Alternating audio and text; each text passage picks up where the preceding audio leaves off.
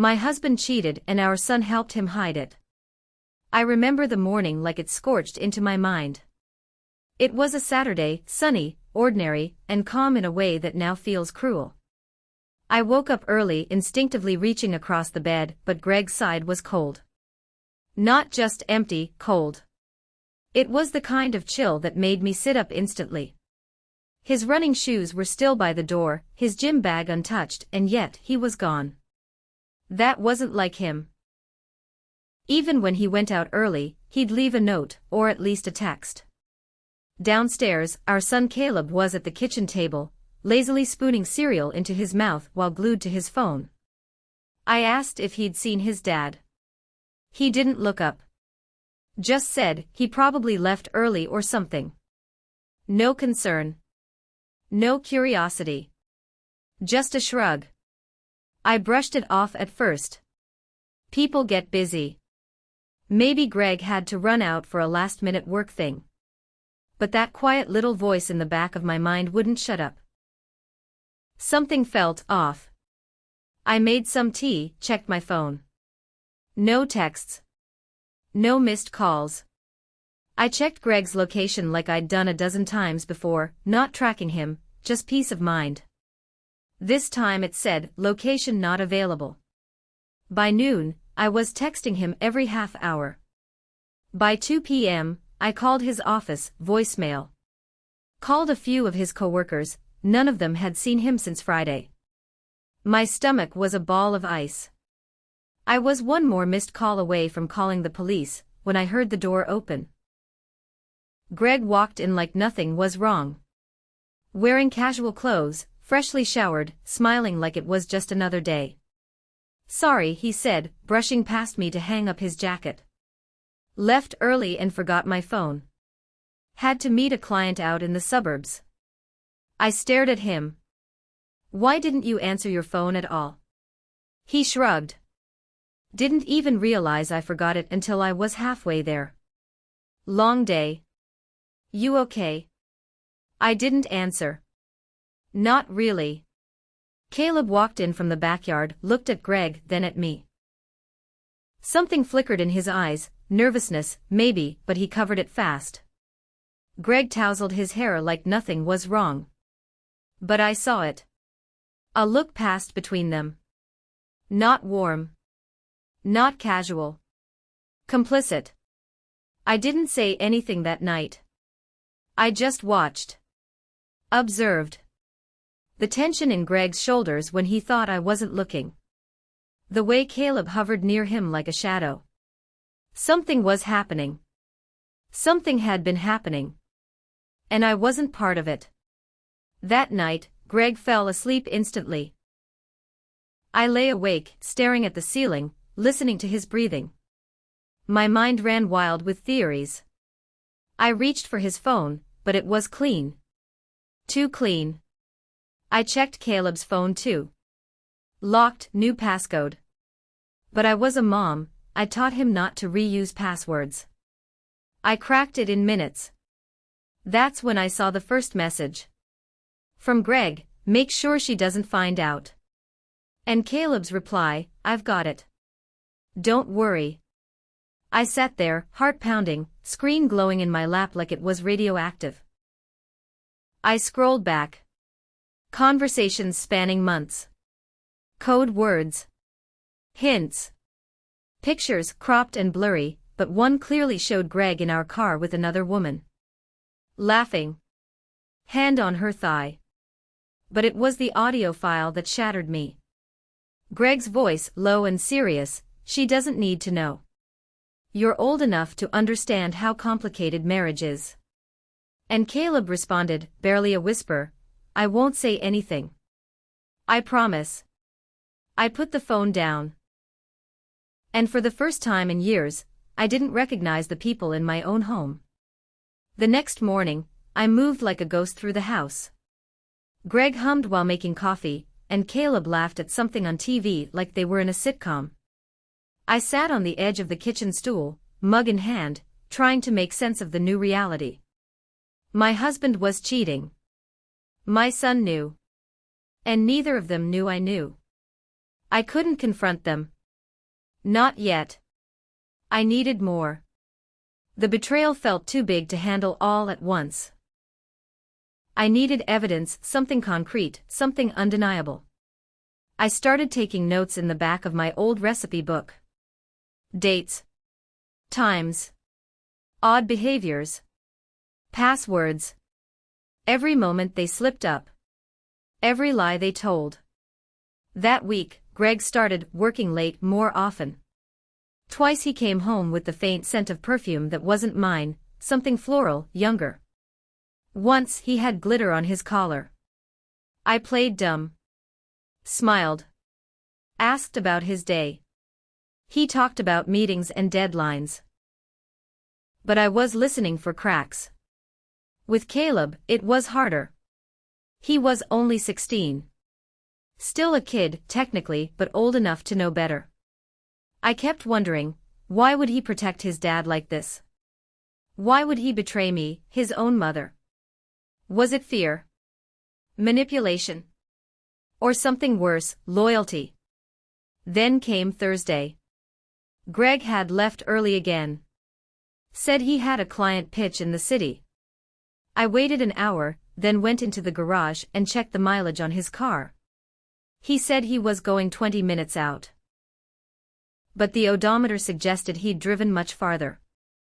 I took pictures of the dash, wrote it down in the recipe book. Caleb caught me in there. He froze at the door, holding a basketball. "What are you doing?" he asked slowly.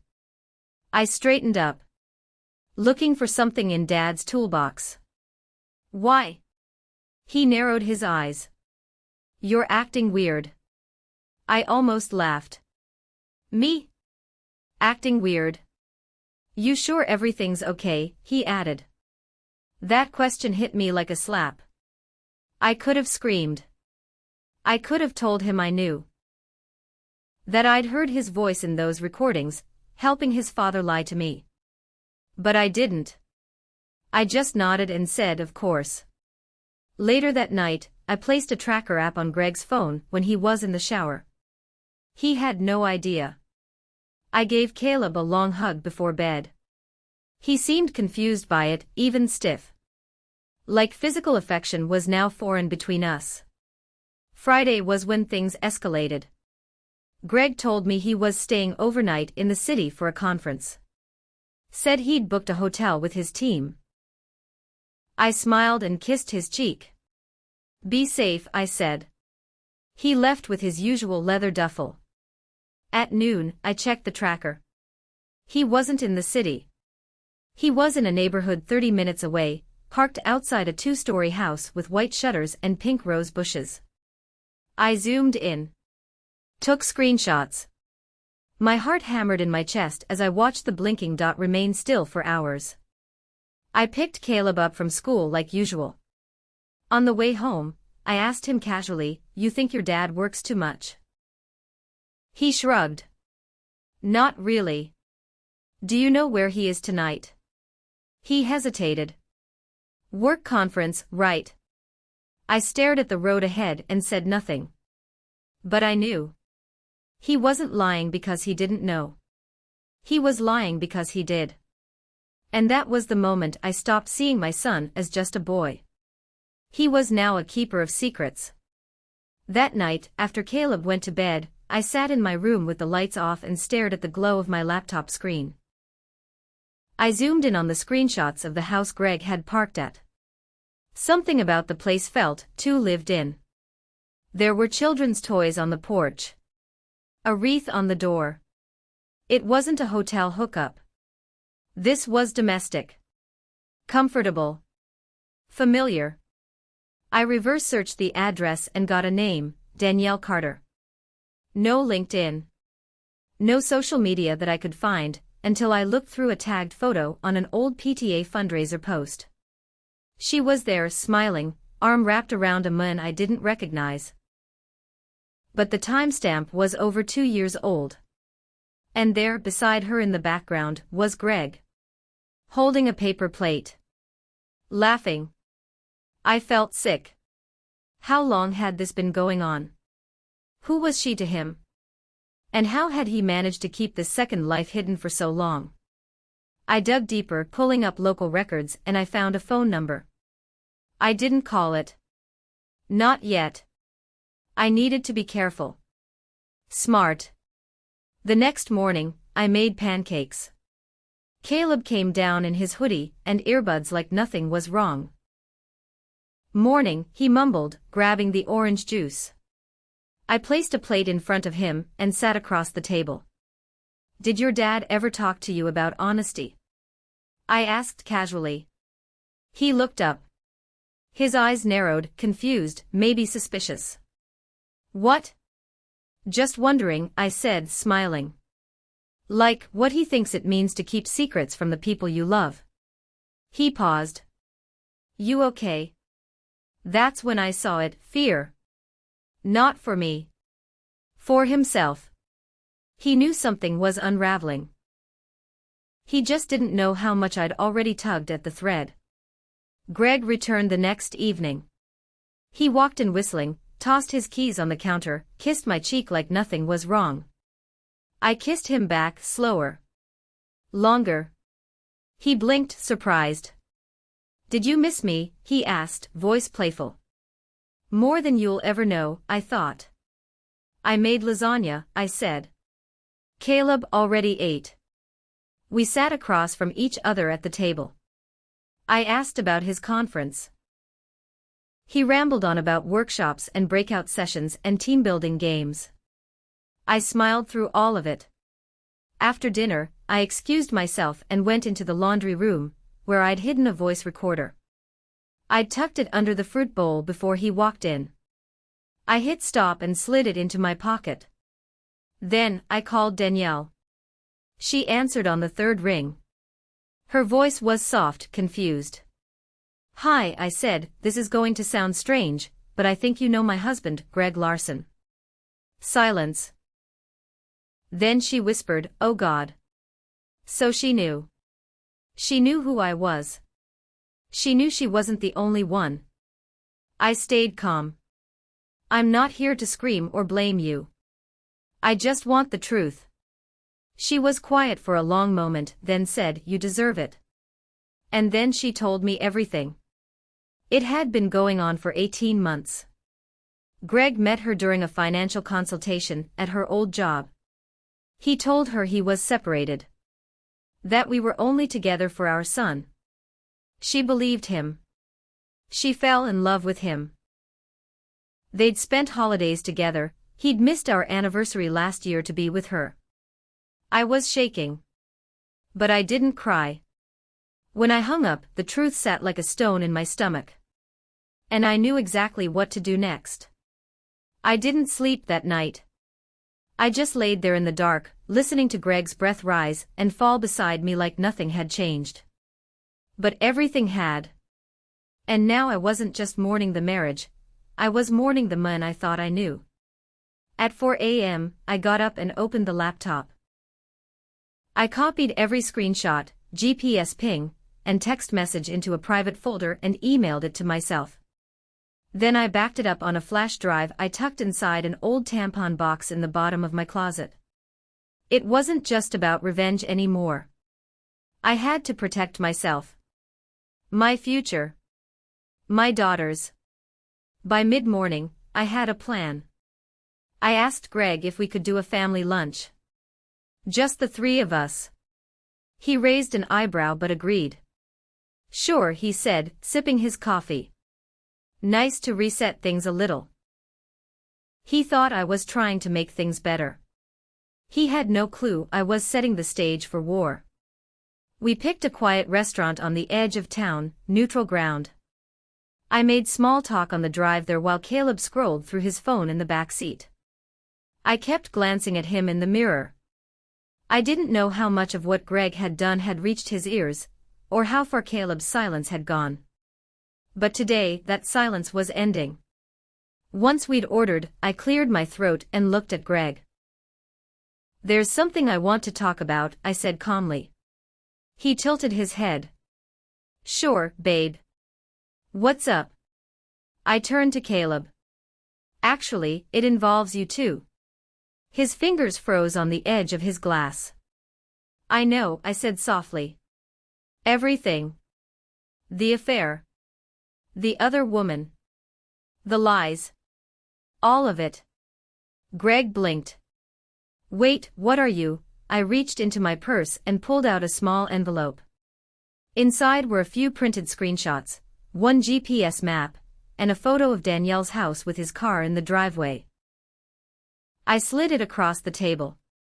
He stared at it. Said nothing. Caleb looked from me to him, his face pale. You've been lying to me for over a year, I continued. And Caleb. I know you knew. You helped him keep it from me. I don't know why. But I'm done pretending this family isn't broken. Greg finally spoke. This isn't the place for this conversation. I leaned forward. No, Greg. This is the perfect place. Caleb's voice cracked. Mom, I didn't want to hurt you. I turned to him, my voice calm but firm. But you did. Every time you stayed silent, every time you let him look me in the eye and lie, you hurt me. Greg reached for my hand. Let's go home. We can figure this out, I pulled away. I already talked to Danielle. I know about the Christmas trip. The hotel lies. The fake conferences. She told me everything. His shoulders slumped. The performance was over. People were starting to glance our way. I'll be filing for divorce, I said. And I've already spoken to an attorney. You'll be served by the end of the week. Greg sat back, stunned. Caleb looked like he was about to cry. I stood up, took a breath, and walked out. The ride home was silent. Greg didn't speak. Caleb didn't even touch his phone. I drove with the windows cracked open, letting the cold air sting my face. It felt like the only thing keeping me grounded. Every red light, every turn, was 1 second closer to the fallout I'd been bracing for since Danielle picked up that call. When we got home, Greg tried to follow me upstairs. I turned to face him halfway up the steps. No, I said. Please, just give me a chance to explain. You had 18 months to explain. I closed the door behind me and locked it. I sat on the edge of the bed and just breathed. I didn't cry. Not yet. The adrenaline was still rushing too hard for that. 10 minutes later, Caleb knocked. Mom? I opened the door slowly. He looked small. Younger than his 15 years. His hands were shaking. I didn't want to hurt you, he said. He told me you'd fall apart if you knew. That you'd leave. That our family would be gone. I sat down on the floor, motioned for him to join me. Do you know what hurts more than the lie, Caleb? I asked. He shook his head. That you chose his comfort over my truth. He looked at me with glassy eyes. I didn't know what to do. I get that. But you're old enough to know right from wrong. To know that watching someone get betrayed, day after day, and saying nothing. That's betrayal too. He sniffed and looked down at his hands. I wanted to say something. So many times. But you didn't. No, I nodded. I still love you. That won't change. But trust. That's going to take time. From both of you. He nodded. I'm sorry, Mom. I know, I said. Now go get ready for bed. That night, I texted Danielle one last time. I told her she should prepare for a custody hearing, because I wasn't letting Greg raise Caleb without supervision. I wasn't vengeful. I was protective now. For myself. For my son. Even if he'd been part of the silence. I also changed the passwords on everything, bank accounts, phone plans, the home security app. I called my lawyer first thing in the morning and scheduled a formal sit-down. The timeline was starting, and I wasn't going to be caught off guard again. Greg tried to talk to me the next evening. I let him speak. He cried, actual tears. He said he felt empty. That Danielle wasn't what he wanted long-term. That he got in too deep and didn't know how to stop. You could have stopped, I said. You just didn't want to. He had no response to that. He asked if we could try therapy. I laughed. Not bitter, just tired. Therapy doesn't fix character, Greg. It reveals it. He slept on the couch that night. And the next. And the next. Meanwhile, I met with my lawyer. Explained everything. Showed the evidence. We discussed custody and financial divisions. It felt cold. Clinical. But necessary. Then something strange happened. A letter arrived at the house. No return address. No stamp. Inside, a photo of Greg and Danielle at a park, taken last week. Behind them, partially blurred, was Caleb. The note on the back read, "You don't know the full story. He's not the only one lying." I stared at it for a long, long time. And for the first time in days, I was scared again. I kept staring at that photo. Caleb, why was Caleb there? This wasn't a coincidence. The angle, the timing, the anonymous note. Someone had taken that photo deliberately, and they wanted me to see it. They wanted me to know something wasn't right. And now I couldn't tell what scared me more, the betrayal that had already happened, or the one I still didn't understand. I called Caleb downstairs.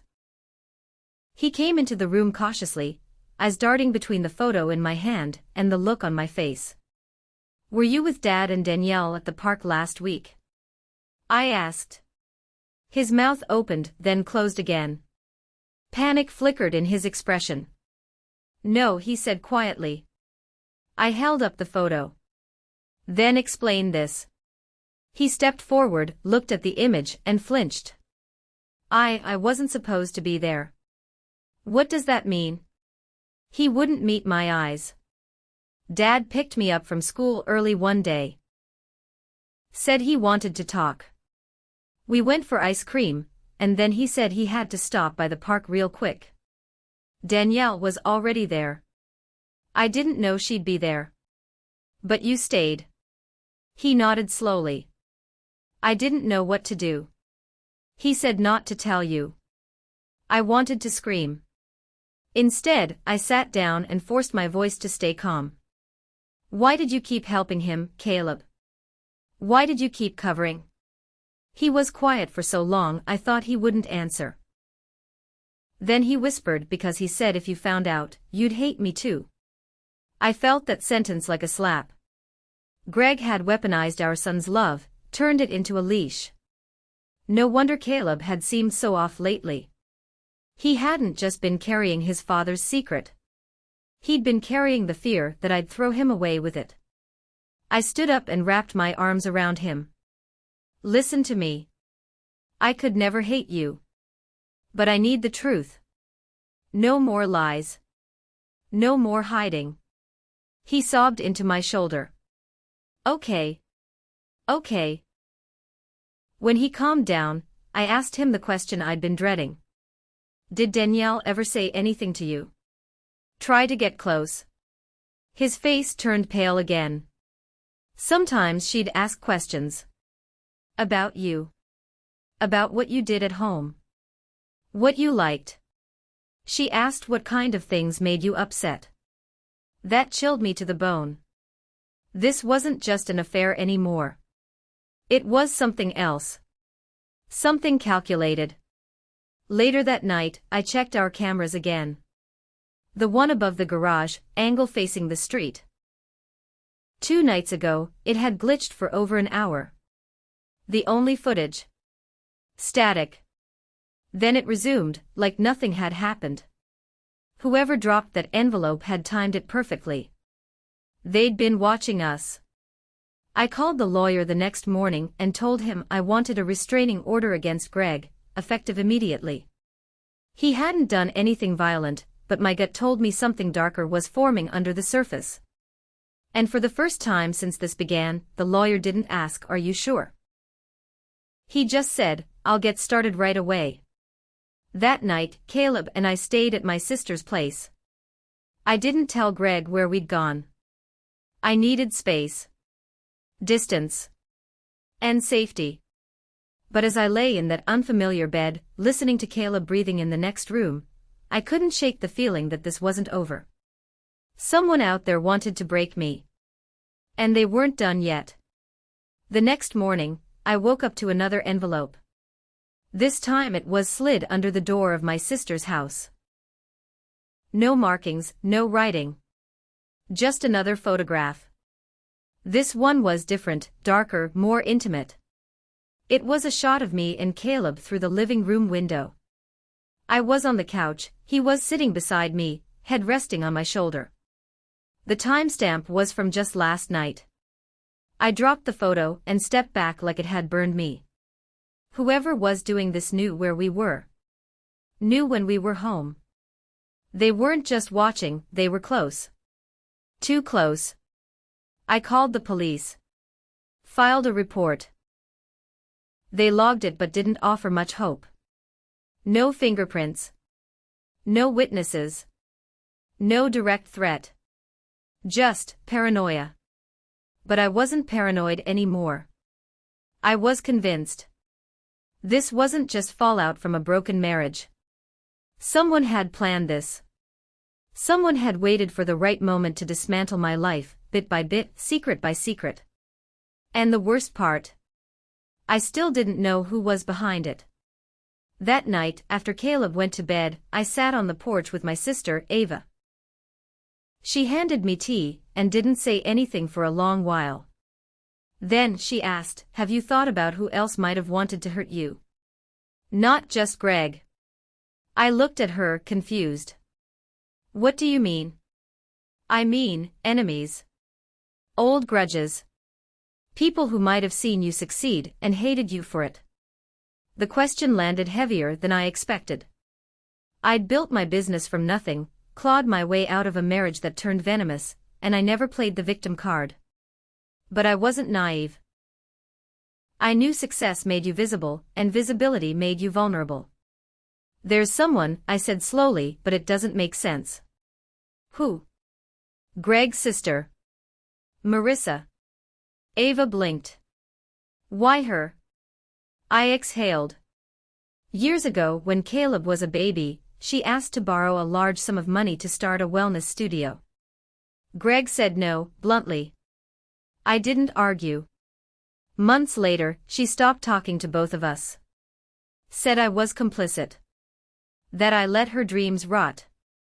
"You think she could be behind this?" "I don't know. But she's manipulative. She always has been. And if Greg was already lying to me, who knows how many layers this thing has." That night, I couldn't sleep. Every shadow outside looked like a person. Every creak in the floorboard made me flinch. The photo haunted me, the way it framed us like prey, like a trophy. In the morning, I made a decision. No more waiting. No more wondering. I called a private investigator. I gave them everything. The timeline, the photos, the static footage, Greg's affair, Danielle, Caleb's slip-ups, the anonymous notes. All of it. They listened silently. Took notes. And at the end, the woman on the phone, Jordan, said, "You're not crazy. This kind of long-play sabotage. It happens more often than people think. And it usually starts with one person, who didn't get what they wanted." Her words echoed in my head all day. Not just who was involved, but who was pulling strings. Who had the motive, the access, the gall to orchestrate something this calculated? And that night, I got a name. The name Jordan gave me made my blood run cold. Danielle. Not just Greg's affair partner. Not just some coworker. Danielle was Marissa's business partner. The studio Greg refused to fund years ago. It had been started anyway, with Danielle. They opened it under a shell name, kept the branding vague. I'd never connected the dots. I sat on the edge of the bed, heart thudding so loud it felt like it filled the room. Danielle had been in our lives for months. She was at our holiday dinner once. She bought Mia a birthday gift. She smiled in my face and asked me about my skincare routine. She had been studying me. Caleb wasn't just caught in the middle of a failed marriage, he'd been groomed into silence by people who saw me as a problem to eliminate. I called the PI back, voice shaking. She knew everything. Danielle. She knew the layout of our house. My schedule. She's not just the other woman, she's part of something bigger. Jordan didn't sound surprised. That's often how these things go.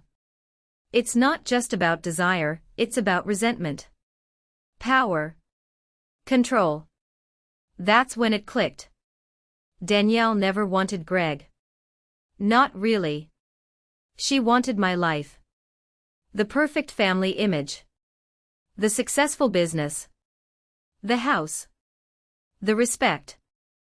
Greg was a tool. A weak man, easily flattered, easily manipulated. She didn't seduce him. She used him. She turned him into a wedge. A weak point to dig into until the whole thing split wide open. Ava helped me pack. I wasn't waiting around for another anonymous photo to show up under my pillow. We moved into a hotel for the week while Jordan built the case.